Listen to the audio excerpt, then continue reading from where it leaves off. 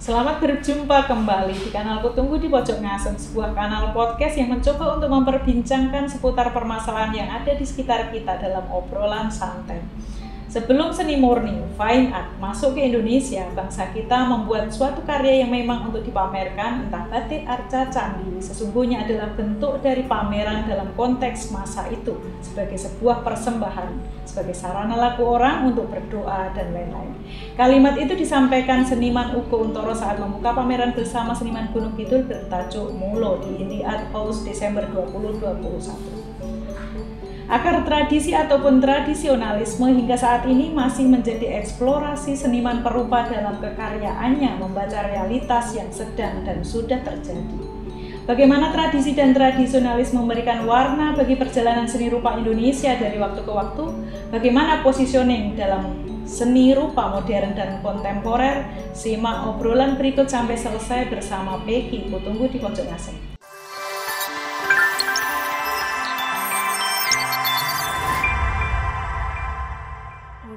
Obrolan podcast Kutunggu di Pojok Ngasem kali ini akan diisi dengan kuliah umum tentang seni rupa bersama Direktur Galeri MJ Katamsi ISI Yogyakarta, Nano Warsono MSN, tentang tradisi tradisionalisme dalam seni rupa kontemporer Indonesia. Selamat datang Pak Nano. Selamat datang, terima kasih sudah diundang. Iya. Sehat Pak? Sehat, alhamdulillah, baik-baik. Ya, Pak Nano, ini memang mau obrolan kita tentang kuliah, Pak. Ya, nanti pertanyaan-pertanyaan saya yang agak akademis gitu ya. Tapi nanti kita akan ngobrol agak santai. Masuk ke ini, Pak, sejarah seni rupa di Indonesia. Sejarah seni rupa di Indonesia ini sebenarnya sejak kapan sih, Pak? Sudah ada sejak pergerakan Indonesia Merdeka atau sebelumnya?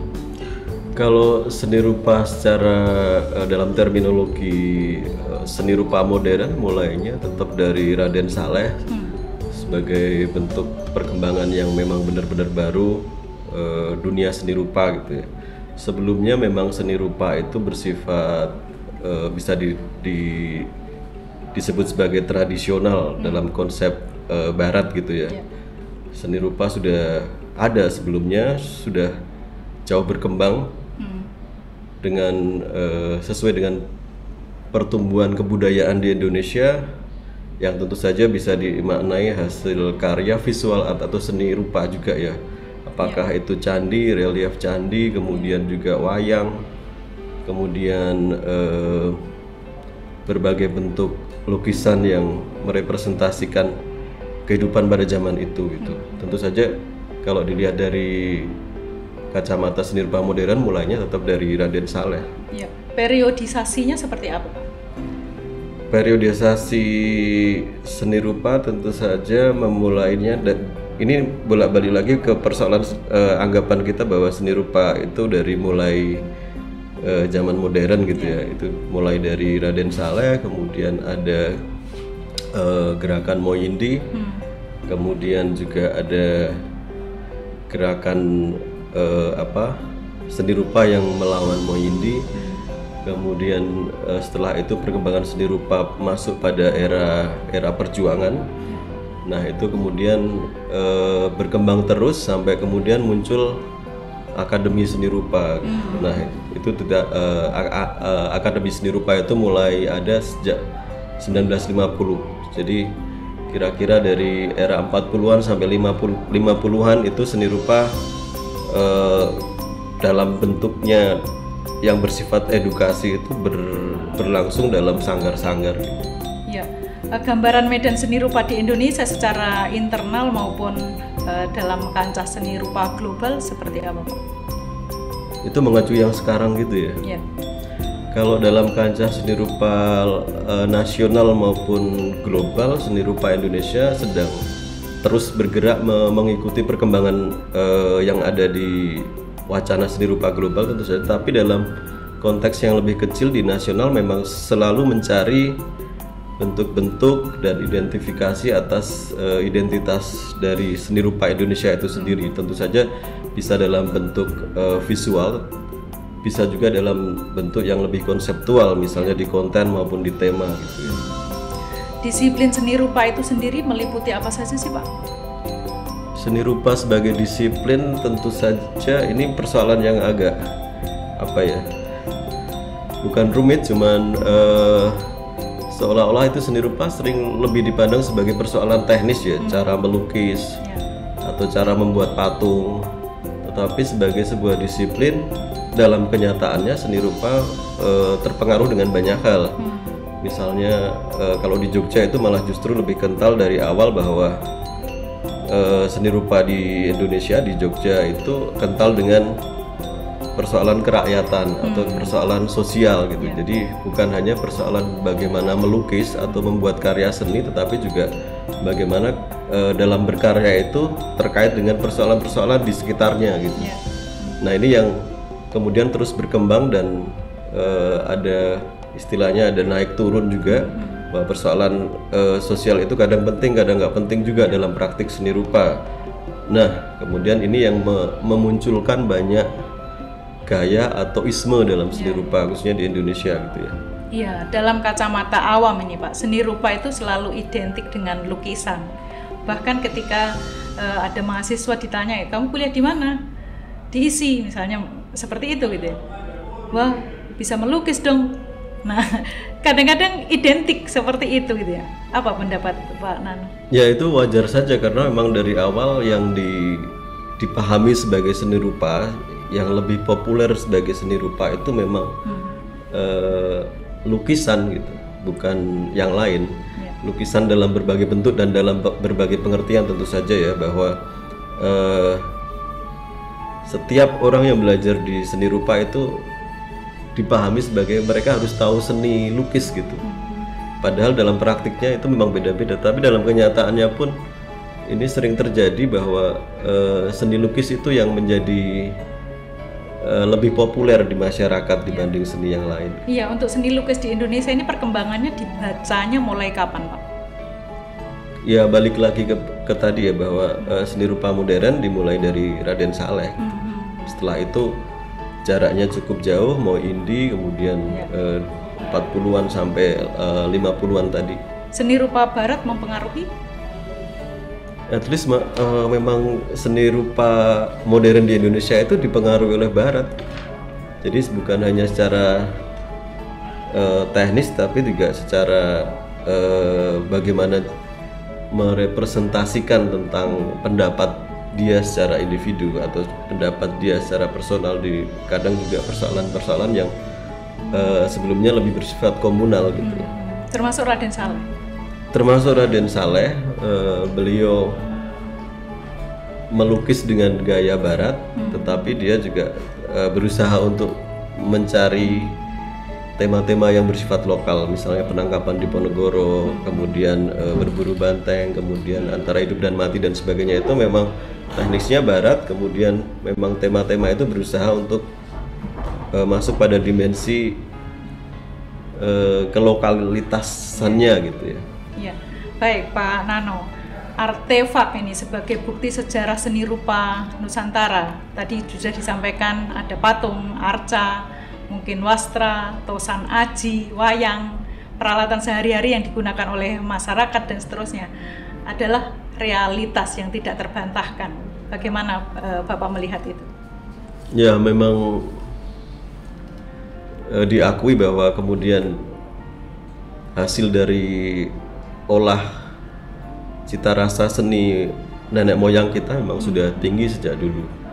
Kemudian menghasilkan tadi ya artefak-artefak itu, tetapi itu juga bukan hanya persoalan fisik, bahwa di situ terkandung makna filosofis, terkandung makna yang bersifat ideologis juga, berkaitan dengan nilai-nilai masyarakat dan keagamaan. Jadi persoalannya bukan pada aspek fisik saja, tetapi juga yang melingkupi dari keseluruhan karya seni itu sebagai bagian dari masyarakat pada waktu itu. Ya, apakah itu sebuah pameran seni rupa juga disebutnya seperti itu kah? Kalau as exhibition itu memang bagi saya sih tidak gitu ya. Tapi sebagai bagian, ya itu karena pada masa itu memang seni rupa atau seni itu menjadi bagian dari keseluruhan cara hidup masyarakatnya atau kebudayaan. Itu salah satunya ya ada seni, ada cara bercocok tanam, itu kan terhubung salah satu dengan yang lainnya, tidak terpisah gitu. Jadi ya memang representasi dari keseluruhan konsep hidup pada waktu itu gitu. Iya, bukan sebagai pameran, tetapi iya. Tapi ketika sekarang misalnya ya Pak ya, ketika tempat-tempat sakral sebagai tempat ritual dan karya adiluhung itu hari ini menjadi wilayah yang sangat profan dan itu bisa diakses oleh masyarakat umum atau bahkan ditinggalkan sama sekali. Ini dalam hal ini Bapak melihat seni dalam posisi seperti apa ketika pembacaannya seperti itu? Ya, seni-seni yang profan itu kan seni itu tergantung pada masyarakat pendukungnya ya. Ketika masyarakat pendukungnya lebih cenderung profan, ya seni itu menjadi profan, termasuk bagaimana juga mereka memaknai seni itu sebagai bagian dari hasil budaya yang mungkin terpisah dari kehidupan mereka secara langsung. Iya. Bapak melihat ada muatan politis? Muatan politis dalam hal apa? Dalam hal karya seni. Setiap karya seni kalau itu sebagai sebuah pernyataan biasanya mengandung nilai politis tentu saja, sesuai dengan konteks zamannya ya tentu saja. Karya Raden Saleh penangkapan di Ponorogo itu sangat bersifat politis. Gitu. Ya. Nah artinya kan ada yang mempengaruhi para seniman pada saat itu pun ada konteks sosial politik yang mempengaruhi mereka berkarya. Ya pasti itu, pasti mereka terpengaruh dengan konteks sosial politik maupun kepentingan-kepentingan yang lain ya pada waktu itu. Ya. Nah ini peralatan sehari-hari yang digunakan oleh masyarakat, misalnya ada lesung, ada lumpang, ada wakul, entong dan sebagainya. Ini adalah bagaimana mereproduksi pada masa lalu gitu ya, untuk peralatan-peralatan itu bisa digunakan pada saat ini. Peralatan pertanian misalnya senjata perang pada saat itu dalam ranah seni ini masuk dalam kategori yang mana Pak? Peralatan-peralatan ketika itu digunakan oleh masyarakat. Nah, posisi seni dalam paradigma ilmu pengetahuan itu sendiri seperti apa?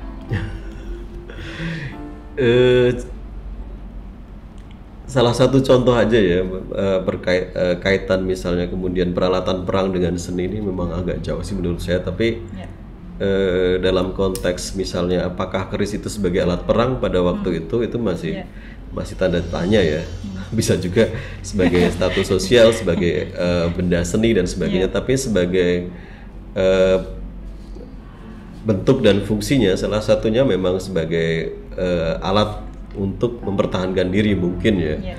Tapi di sana persoalan mempertahankan diri maupun untuk perang itu kemudian tidak hanya persoalan benda fisik gitu, tapi di sana ada nilai karya seninya dibuat dengan sentuhan yang memang ada keindahannya gitu. Selain ada keindahannya, balik tadi ada nilai filosofisnya misalnya kalau kita melihat keris ya, yang kemudian ini menjadi salah satu kearifan dari budaya kita yang kita sebut kadang tosan aji gitu ya. Memang salah satu dalam pengertiannya sebenarnya bukan kemudian persoalan senjata, tetapi satu benda yang memang mempunyai nilai tinggi gitu. Dan dalam konteks itu kita memahami perang pada waktu itu tidak terkait dengan persoalan seni gitu. Nah kaitannya dengan seni dan masyarakat ini Pak, bagaimana relasi intraestetik dan ekstraestetik seni? Iya, seni dan masyarakat itu bersifat relatif gitu ya. Apalagi kemudian konteks yang saya pahami adalah seni rupa tentu saja. Seni rupa dalam konteks hari ini apa relasinya dengan masyarakat memang kemudian menjadi bagian seni rupa modern, apalagi seni rupa kontemporer itu menjadi bagian yang lain dari masyarakat. Artinya memang tidak tidak kemudian memang sebagai bagian pergulatan langsung dari masyarakat, tetapi seniman-seniman itu yang kemudian menjadi bagian dan juga mencoba mencerabut dari masyarakat untuk berkarya gitu. Jadi relasinya sih saya pikir bisa bermacam-macam ya, bisa yang kemudian langsung terjun kepada masyarakat untuk ikut bekerja dengan masyarakat, tapi juga ada yang mencoba menarik diri dan berjarak dengan masyarakat untuk melihat apa yang sedang terjadi, dan juga ada yang memang seniman yang bekerja secara individu sekali, tidak terkait dengan masyarakatnya. Ya, dalam hal ini Pak Nano, menurut Bapak fungsi seni itu dalam masyarakat untuk apa sih? Bagaimana potretnya? Fungsi seni rupa ya, balik lagi mungkin untuk mewakili seni secara keseluruhan bisa konteksnya berbeda-beda ya. Misalnya kalau konteks seni musik atau seni yang lain itu, kalau seni rupa iya bagian dari masyarakatnya, dia menjadi sesuatu yang bisa dilihat, menjadi tontonan, tetapi dalam konteks tontonan itu jadi ada nilai yang coba dinegosiasikan. Ada informasi yang coba disampaikan, ada opini, ada nilai sesuatu yang indah atau artistik yang bisa dibagi. Tentu saja ini menjadi masyarakat bisa menikmati, bisa menjadi satu bisa menjadi satu referensi, bisa menjadi satu benda estetik, bisa menjadi edukasi juga. Iya.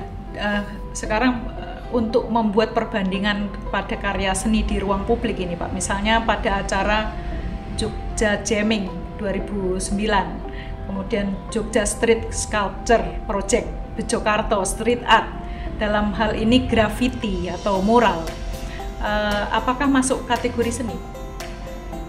Ya, itu masuk kategori seni. Semua mengalami perluasan makna ya, bahwa kemudian seni bukan hanya yang ada dalam ruang galeri, tapi seni juga bisa dilakukan di ruang publik. Ya, termasuk realitas lukisan di bak truk itu juga seni, Pak?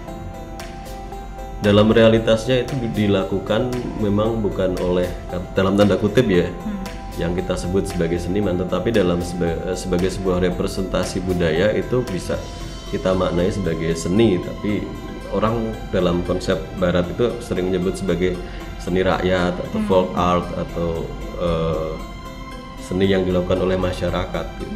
Itu diakui Pak? Diakui ya. Ya, folk art itu kan masuk dalam konsep bahwa ada fine art, ada folk art, ada craft dan sebagainya ya. Nah, realitas unsur tradisi ini banyak dimanfaatkan sebagai pembentuk seni. Dan ini juga sudah lama tumbuh di Indonesia, menyebar dalam berbagai keragaman. Nah, pada tanggal 12 Agustus sampai 12 September 2022, Galeri RJK Tamsi ISI Jogja menggelar pameran konvergensi pasca tradisionalisme melibatkan 58 seniman dan 6 koleksi seni. Ceritanya seperti apa, Pak? Jadi itu memang pameran yang kita helat dengan bekerja sama dengan galeri yang lain yang bukan galeri RJK Tamsi. Kemudian konvergensi dalam pengertian itu digagas oleh para kuratornya, Pak Suwarno Wisyotrotomo dan juga Asmujo Jono Irianto dan Muhammad Rain Rosidi. Konteks yang coba dihadirkan adalah memang pasca tradisionalisme dalam pengertian bahwa setelah tradisionalisme, bukan berarti hilangnya tradisionalisme ya, tapi kemudian bagaimana tradisi itu masih ada atau tidak ditakar di situ, atau bagaimana tradisi itu dimaknai kembali gitu. Dan bagaimana relasi tradisi dengan seni rupa praktik seni rupa yang sedang berlangsung sekarang gitu. Ya, akar tradisi atau tradisionalisme, bagaimana nih Bapak melihat itu dalam praktik seni rupa di Indonesia? Dalam praktik seni rupa di Indonesia, saya kalau pendapat saya itu selalu mencoba untuk digali kembali gitu. Tapi persoalannya memang kembali ke akar tradisi itu bukan persoalan yang mudah gitu. Karena dalam konteks itu tradisi atau seni tradisi itu bukan hanya persoalan visual gitu tadi. Nah, persoalan-persoalan yang melingkupi seni rupa tradisi itu yang sebenarnya perlu digali, bukan hanya persoalan yang tampak saja, tetapi juga yang tidak tampak sebagai intangible, sebagai tangible itu perlu digali kembali. Nah, yang lebih banyak memang lebih kepada unsur visualnya saja, sementara yang bersifat filosofi, yang bersifat lebih mendalam sebagai sebuah bentuk hasil pemikiran yang dalam itu jarang kemudian dieksplor kembali gitu. Akan tampak pada seni rupa kontemporer, eksplorasi tradisi tadi. Ya, sebagian bisa kita lihat, tetapi yaitu tadi, apakah memang sedang mencoba untuk menggali kembali atau memang pesan-pesan itu hanya di permukaan gitu. Ini ada yang pernah saya baca, Durga Sipatiti dan Rahung Nasution itu memperkenalkan rajah tribal Nusantara di Eropa, dan ini menjadi tren. Bapak melihat fenomena itu seperti apa? Fenomena seperti ini memang akan lebih bergaung ya, atau gaungnya akan lebih besar di dunia Barat, karena memang di sana tidak ada yang pertama, kemudian juga kejenuhan tradisi Barat, seni Barat yang kemungkinan juga membutuhkan bentuk-bentuk yang lain. Kehadiran dari seni-seni dari luar budaya mereka juga penting. Ya. Ini konteksnya yang berbeda lagi nih. Klaim batik, wayang dan lain-lain ini oleh bangsa lain. Bahkan tempe pun diklaim oleh Jepang ya prosesnya. Pendapat Bapak gimana? Ya itu dia, memang kemungkinan bisa terjadi, dan persoalan ini justru balik pada kita sih. Bagi saya itu balik pada kita. Apakah memang kita benar-benar memelihara, kemudian mempelajari kembali, dan juga adakah keinginan kita untuk memunculkan kembali. Jadi persoalan itu memang akan ribut ketika itu diklaim oleh negara lain, tapi ketika di sini tidak dikembangkan, tidak disupport, tidak kemudian dipelajari lagi, tidak dipakai dan sebagainya, tapi kita cenderung diam gitu. Menurut saya justru seperti itu yang kemudian ada negosiasi ulang, ada pemikiran ulang mengenai budaya yang kita anggap milik kita gitu. Sejauh ini kalau tidak ada ribut-ribut gitu, kita juga sebenarnya kita punya andil nggak sih, punya peran nggak sih dalam pelestarian, pengembangan tentang budaya kita sendiri gitu. Ya baik Pak Nano, sebelum kita untuk membahas yang agak ringan, bagaimana Bapak nih membaca kecenderungan di masa depan terhadap tradisionalisme dalam dunia modern yang semakin mengglobal sekarang? Ya, bagi saya ya masa depan itu ada kalau kita benar-benar mengetahui masa lalu gitu. Jadi karena dengan begitu kita bisa menentukan arah tujuan. Ya, jadi dia akan menjadi navigasi untuk kita. Jadi tradisionalisme tetap penting dalam konsep bahwa kita membutuhkan akar gitu, kita membutuhkan sesuatu yang lebih dalam untuk tumbuh gitu. Dan di masa depan meskipun berkaitan dengan teknologi, pasti ada nilai-nilai yang tetap bisa kita bawa pada era semua ketika menjadi digitalized, semua menjadi harus masuk dalam era teknologi dan sebagainya. Ya Pak Nano, di ruangan ini selain kita ngobrol podcast ini, ada pameran tunggal satu karya. Ini edisi yang ke-28 Pak Nano. Ini ruang kerja saya, ini ruang tamu, ini studio, ini adalah ruang pamer atau ruang presentasi karya seni rupa. Bagaimana pendapat Bapak membaca hal ini? Saya menghargai ya, karena ada usaha. Di sini ada usaha untuk menghadirkan karya seni sebagai bentuk ya ini yang bisa kita gali dari sekian banyak yang dipikirkan oleh seniman ya mengenai dunia di sekitarnya maupun tentang opininya tentang ruang publik dan sebagainya.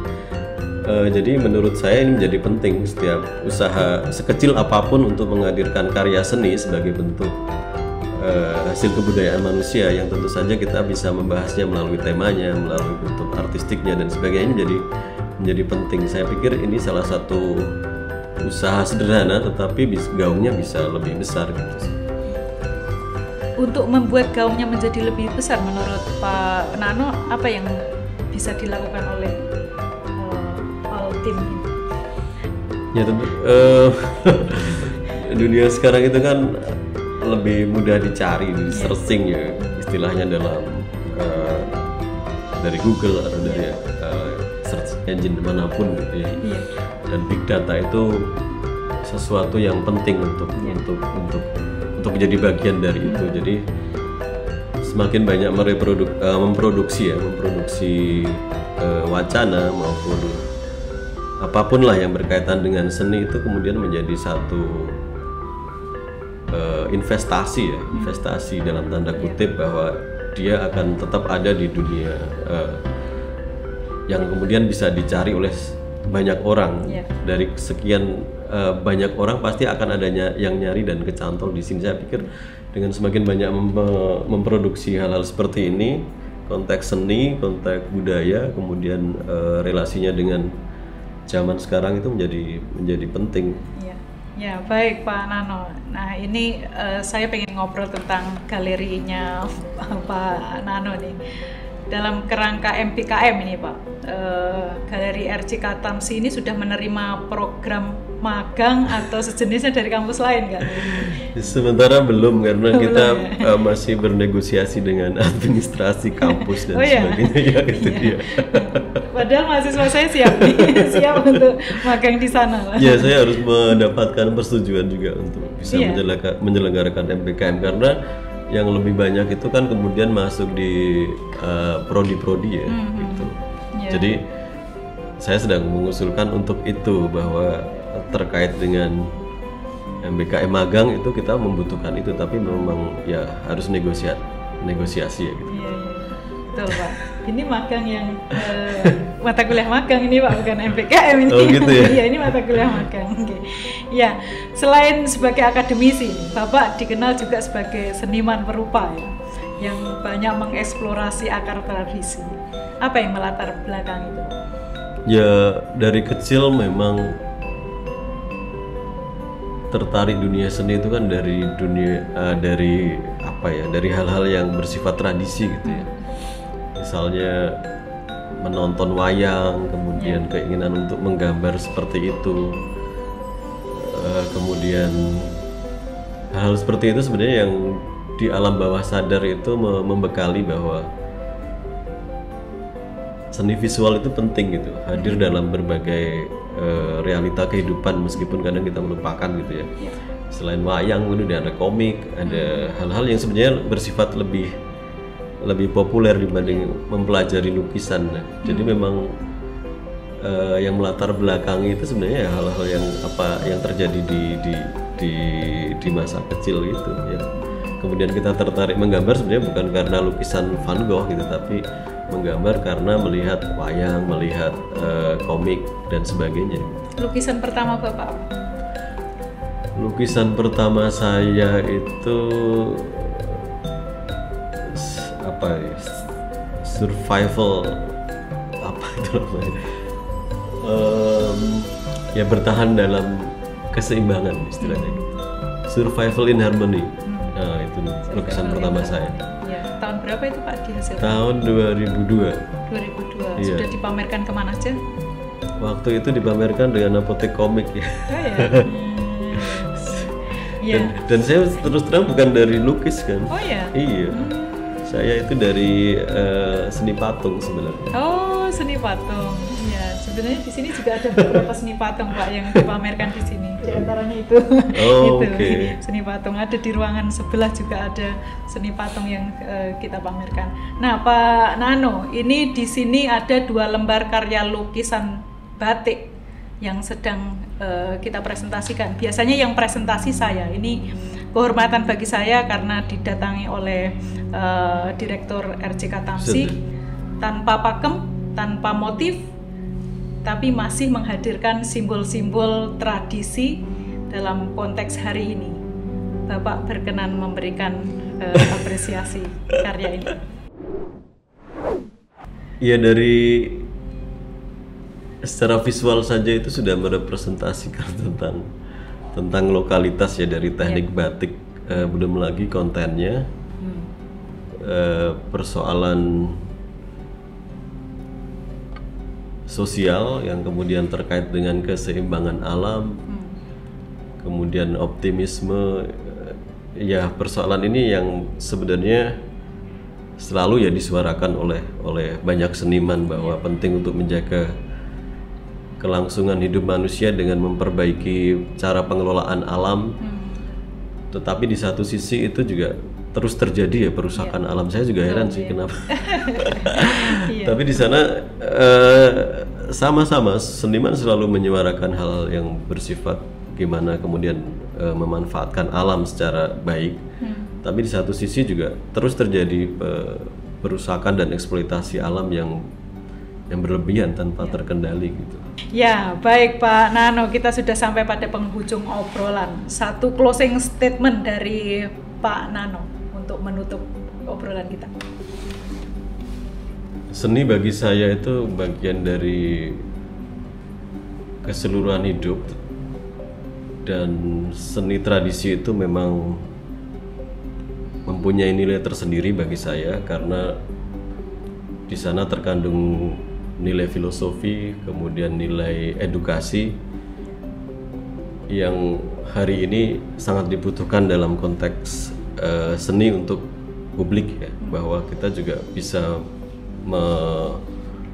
memberikan pemahaman, memberikan opini-opini kita melalui karya seni, dan di sana ada pesan moral juga yang bisa kita sampaikan. Jadi istilahnya dalam konsep seni tradisi itu ada tontonan, ada tuntunan juga bisa menjadi tontonan gitu. Jadi itu masih relevan untuk hari ini, saya pikir. Jika seni bertujuan untuk memelihara akar dari budaya kita, masyarakat harus membiarkan seniman bebas mengikuti visi mereka masing-masing kemanapun hal itu membawa mereka. John F. Kennedy. Jika video ini bermanfaat, kabarkan kepada yang lain. Silakan subscribe, komentar, berikan masukan, saran ataupun kritik bila perlu, dan jangan lupa bertemu di pojok masa.